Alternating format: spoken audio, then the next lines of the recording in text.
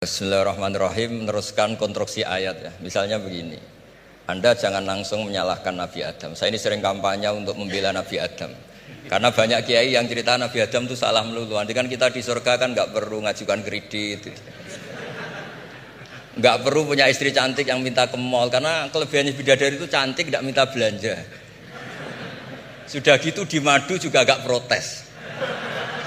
Tapi kalau di dunia itu sudah minta belanja, di madu protes. Jadi, tapi kenapa Nabi Adam akhirnya keluar dari surga dan kita menyalahkan hanya demi kepentingan supaya tadi punya istri cantik, tidak minta uang apa? Belanja dan boleh dipoligami mau maksudnya. Di konstruksi ayat itu tidak ditampakkan, tapi semua ahli tafsir tahu. Misalnya fadallahuma bihurur, setan menipu Adam dan Hawa dengan curang. Hurur itu nipu. Jadi kalau ngaji nipu itu mulai dulu itu ya gurunya setan itu.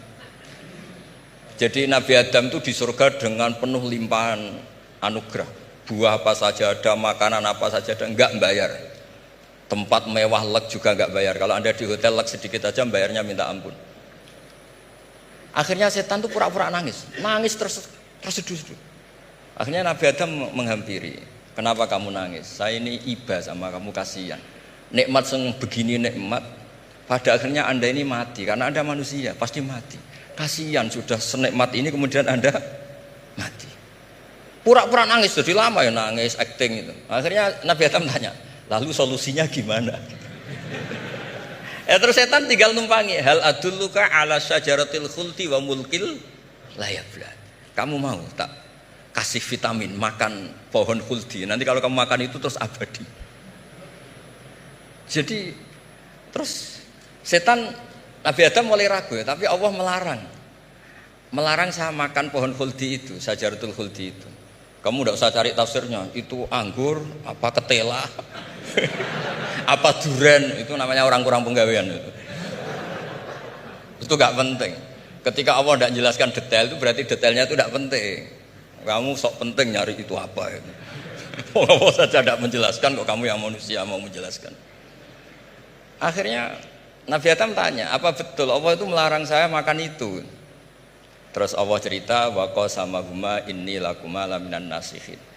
Terus setan itu cerita, demi Allah saya tahu info terbaru bahwa sekarang nggak apa-apa.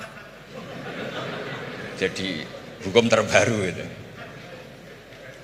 Singkat cerita Nabi Adam makan.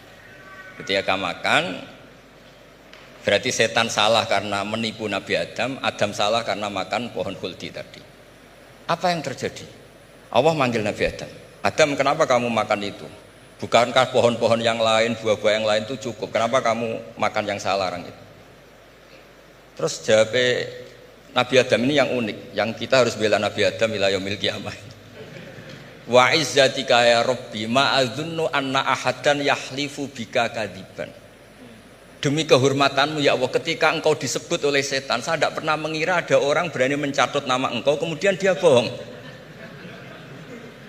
Loh, ini contohnya Pak Fajar ini sama temannya yang paling sering bohong itu dia nggak percaya, tapi meskipun sering bohong kalau dipanggil Pak Rektor ngecek ulang apa enggak, kalau kalimatnya dipanggil Pak Rektor pasti gak ngecek ulang, meskipun teman yang sering bohong pasti langsung nyari Pak Rektor.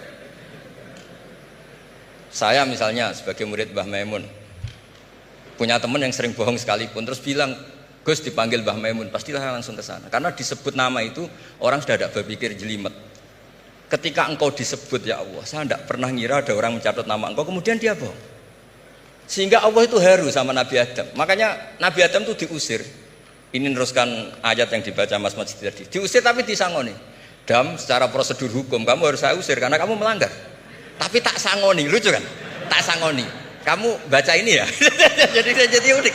Makanya ayatnya fatalaqqa Adamu mir Rabbi. Bukan kreasinya Nabi Adam. Kalimat itu bukan kreasi Nabi Adam, tapi hadiah sama Allah. Ini kamu secara laturan tak usir, tapi tak sangoni, ini dibaca nanti. Tapi Nabi Iblis tidak disangoni. Karena memang dia penipu betul. Sudah gitu akting pura-pura nangis, pura-pura ini itu. Jadi benar-benar penipu ulung. Makanya sekarang pun kalau penipu itu memang harus sopan, harus nangis. Itu cara untuk Karena sanatnya penipuan memang begitu, sanat awalnya memang begitu. Pura-pura nangis terus pura-pura itu.